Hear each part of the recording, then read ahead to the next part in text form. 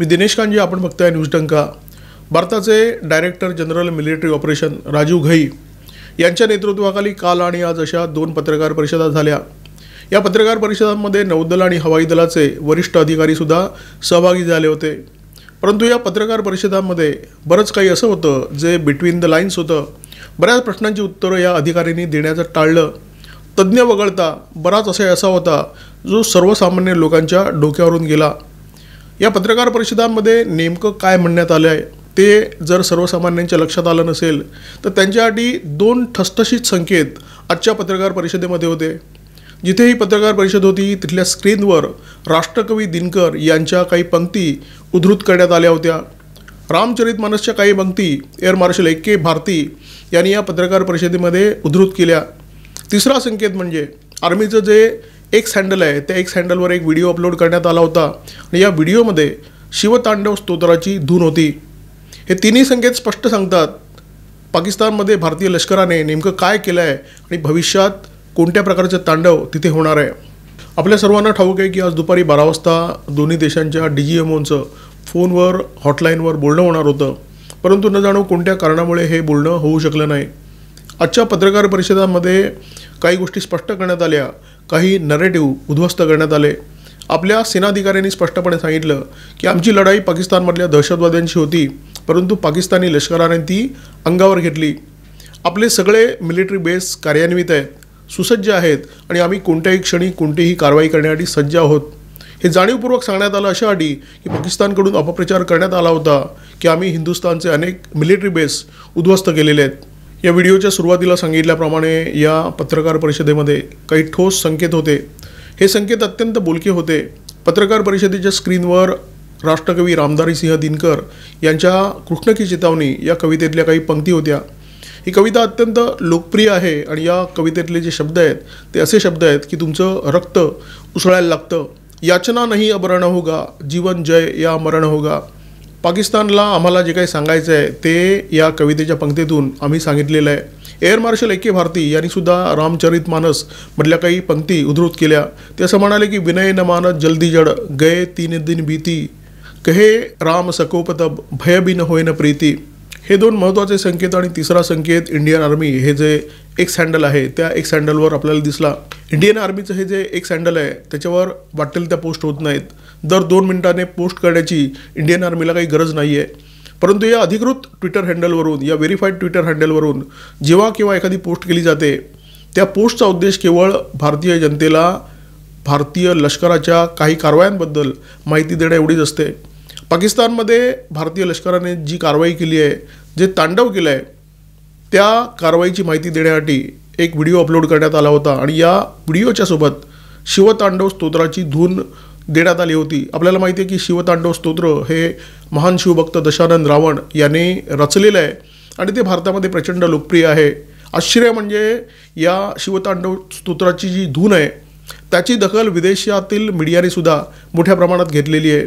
पाकिस्तानमध्ये भारताने जे तांडव केलं आणि भविष्यात जे तांडव होणार आहे त्याचे संकेतच जणू या व्हिडिओच्या माध्यमातून इंडियन आर्मीच्या या एक्स हँडलवरून देण्यात आलेले आहेत। 7 मेच्या पहाटेनंतर भारतीय लष्कराने पाकिस्तानमध्ये जे काही केलं ते अत्यंत अचूक आहे, अत्यंत प्रभावी आहे आणि त्याची मारक क्षमता तर इतकी जबरदस्त आहे ज्याचं वर्णन अद्भुत या एकमेव शब्दामध्ये करावं लागेल। परंतु दुर्दैवाने भारतीयांपर्यंत हे तेवढ्या प्रमाणात पोचलं नाही आहे आणि त्याचं कारण स्पष्ट आहे। त्याचं कारण आपलं जे लष्कर आहे, लष्कराचे जे अधिकारी आहेत आणि आपले जे राजकीय नेते आहेत ते याबाबत फारसं व्होकल नव्हते। म्हणजे पाकिस्तानच्या DGISPRचं पत्रकार परिषद जर आपण पाहिलं तर आपल्या लक्षात येईल की हे जे महोदय होते अहमद शरीफ चौधरी यांनी वाढवून चढून सगळ्या घटना आपल्याला सांगितल्या, अनेक थापा मारल्या। थापा मारणं ही त्यांची मजबुरी होती कारण त्यांच्याकडे थापांच्या शिवाय दुसरं काही नाही आहे, परंतु आपले लष्करी अधिकारी मात्र 100 असेल तर 70च सांगत होते आणि आपले राजकीय नेते तर या काळामध्ये तोंडच उघडत नव्हते। आपण पाहिलं असेल आपले परराष्ट्र मंत्री असो, आपले संरक्षण मंत्री असो किंवा आपले पंतप्रधान असो, कोणीही या संपूर्ण घटनाक्रमामध्ये तोंड उघडलेलं नाही आहे। परंतु याच्यामुळे एक समस्या निर्माण झाली। ती समस्या अशी होती की जे काही घडलं आहे ते पूर्णपणे भारतीय जनतेपर्यंत पोहोचू शकलं नाही। भारताने भीम पराक्रम केलेला आहे, परंतु जगातल्या कोणत्याही प्रोफेशनल आणि जबाबदार मिलिटरीचे प्रवक्ते जसं बोलतात तसंच भारताच्या लष्कराचे प्रवक्ते माहिती देत आहेत। अधिकृत चॅनलच्या माध्यमातून खूप कमी माहिती समोर येते, परंतु जगभरातील संरक्षण तज्ज्ञ आता या विषयावर बोलायला लागलेले आहेत आणि ते एकमुखाने सांगतायत की भारताने जे काही केलं ते केवळ अद्भुत आहे. भारताने पाकिस्तानातली तांत्रिक आस्थापनं, command control centre, radar site, हत्याराचे डेपो उद्ध्वस्त केलेले आहेत. रफिकी, चकलाला, रहमत यार, स्कार्दू, भिलोरी, मुरीद, नूर खान, सरगोदा हे एअरबेस पाकिस्तानचे उद्ध्वस्त करण्यात आलेले आहेत आणि याच्यातले 2 एअरबेस अत्यंत महत्त्वाचे आहेत. एक राजधानी इस्लामाबाद आणि दुसरा रावळपिंडीचा. रावळपिंडीचं महत्त्व आपल्या सगळ्यांना माहिती आहे. इथे पाकिस्तान मिलिटरीची हायकमांड आहे आणि ISIची हायकमांडसुद्धा. म्हणजे भारतीय लष्कराने पहिला कानाखाली जाळ काढला पाकिस्तानचे पंतप्रधान शहबाज शरीफ यांच्या आणि दुसरा पाकिस्तानचे लष्कर प्रमुख जनरल आसिफ मुनीर यांच्या. काल आपल्या लष्करी अधिकाऱ्यांनी पत्रकार परिषद घेतली आणि या पत्रकार परिषदेच्या माध्यमातून पाकिस्तानला सणसणीत थप्पड हाणली आणि त्यामुळे पाकिस्तानची प्रचंड चरफड झाली होती. पाकिस्तानला सुद्धा पत्रकार परिषद घेणं भाग होतं. पाकिस्तानचे DGI SPR अहमद शरीफ चौधरी यांनी पत्रकार परिषद घेतली आणि आश्चर्य म्हणजे या पत्रकार परिषदेची चिरफाड केली स्काय न्यूज या विदेशी वाहिनीने. या वाहिनीने या संपूर्ण संघर्षाच्या काळामध्ये पाकिस्तानच्या अनेक नेत्यांची मुलाखत घेतली आणि त्यांचा पर्दाफाश केला. यांची बावळट विधानं जगाच्या समोर आणली आणि जेणेकरून संपूर्ण जगामध्ये पाकिस्तानची खिल्ली उडवण्यात आली. तर या स्काय न्यूजने या पत्रकार परिषदेबद्दल असं म्हटलं, म्हणजे अहमद शरीफ चौधरी यांच्या पत्रकार परिषदेबद्दल, की या पत्रकार परिषदेमध्ये ना तपशील होते ना पुरावे. भारताने त्यांच्या पत्रकार परिषदांमध्ये व्हिडिओ दाखवले, छायाचित्र दाखवली, संपूर्ण तपशील दिला, परंतु पाकिस्तानच्या पत्रकार परिषदेमध्ये फक्त पोकळ दावे होते. भारताने तर आजच्या पत्रकार परिषदेमध्ये चीनी क्षेपणास्त्रांचे सांगाडे म्हणजे PL-15 हे जे चीनी क्षेपणास्त्र आहे, तुर्कीचं याही हे जे ड्रोन आहे त्याचे सांगाडे पत्रकार परिषदेमध्ये सगळ्या जगाच्या समोर ठेवले आणि एका पद्धतीने चीन आणि तुर्की या दोन्ही देशांची सगळ्या जगासमोर खिल्ली उडवलेली आहे. भारतीय सेना दलांनी पाकिस्तानला व्यवस्थित तिंबून काढल्यानंतर पाकिस्तानने बचाव बचाव असा ओरडा केला, अमेरिकेच्या चरणी लोटांगण घातलं आणि त्याच्यानंतर अमेरिकेचे उपराष्ट्रपती JD Vance, secretary of state Marco Rubio यांनी भारताच्या परराष्ट्र मंत्र्यांना फोन कॉल केला, चर्चा झाली आणि त्याच्यानंतर युद्धविराम जाहीर झाला. हे आपल्या सगळ्यांना माहिती आहे, परंतु पडद्याच्या मागे निश्चितपणे अशा काही हालचाली झाल्या आहेत ज्याच्याबद्दल आपल्या कानापर्यंत कोणतीही कुजबूज आलेली नाही आहे. नेमकं काय घडलं असेल? अनेक चॅनलवर जे संपादक आहेत किंवा वरिष्ठ वार्ताहर आहेत त्यांनी ही बाब सांगितली की आमच्यापर्यंत अशा काही गोष्टी पोचलेल्या आहेत ज्या आम्ही आपल्यापर्यंत पोचवू शकत नाही, म्हणजे ज्याच्यावर आपण बोलू शकत नाही. ज्या गोष्टी अर्णव गोस्वामी यांच्यासारखे पत्रकार चॅनलवर सांगू शकले नाहीत त्या गोष्टींची आता कुजबूज व्हायला लागलेली आहे आणि या गोष्टी आता सर्वसामान्य लोकांपर्यंत पोचायला लागलेल्या आहेत. कारण अत्यंत महत्त्वाचं होतं, कारण अत्यंत संवेदनशील होतं. युद्धविरामाच्या आधी नेमकं काय घडलं होतं? भारत आणि पाकिस्तानचा संघर्ष ऐन टिपीला गेला असताना अचानक युद्धविराम का घडला?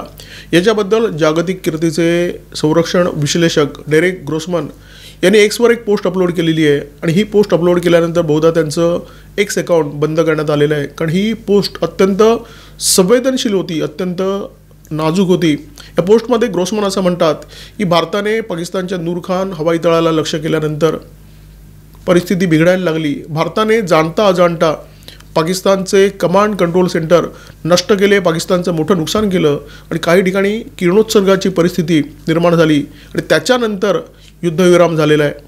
Xवर अपलोड केलेल्या पोस्टमध्ये डेरेक ग्रोसमन ज्या किरणोत्सर्गाच्या संदर्भात बोलत आहेत त्याचा संबंध भारतीय सेना दलांनी सरगोदा या हवाई तळावर केलेल्या हल्ल्याशी आहे. या हवाई तळाच्या नजीक किराना हिल्स नावाचं एक ठिकाण आहे जिथे जमिनीखाली पाकिस्तानने आपले अण्वस्त्राचे साठे सुरक्षित ठेवलेले आहेत.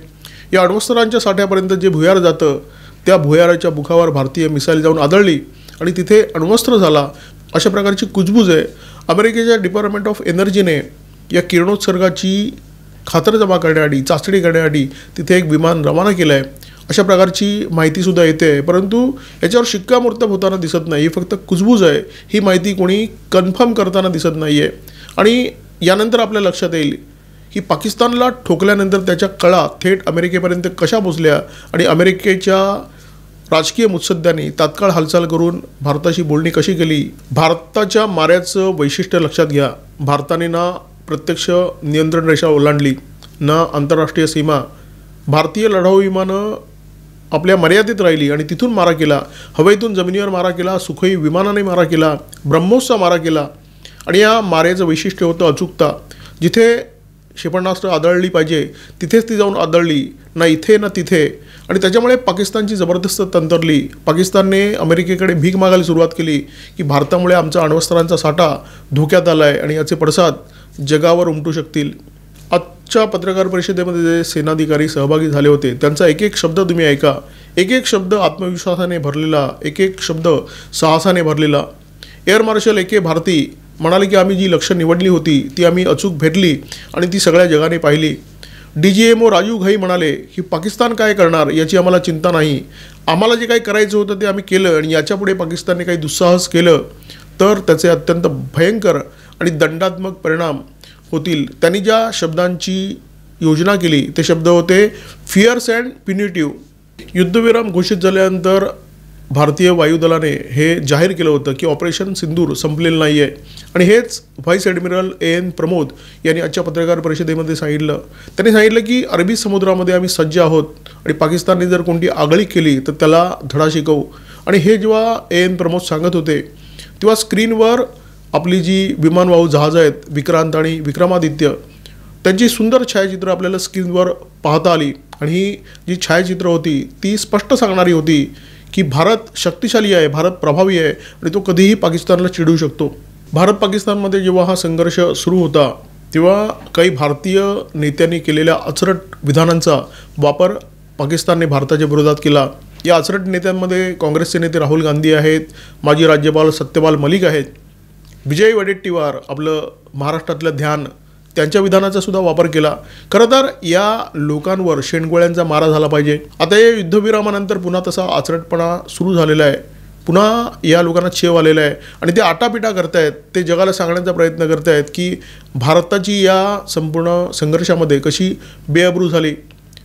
जे काही कालच्या आणि आजच्या 2 पत्रकार परिषदांमध्ये सेनाधिकाऱ्यांनी भारताला सांगण्याचा प्रयत्न केला, सगळ्या जगाला सांगण्याचा प्रयत्न केला, फेक नॅरेटिव्ह उद्ध्वस्त करण्याचा प्रयत्न केला, समजदार लोकांना ते समजू शकतं.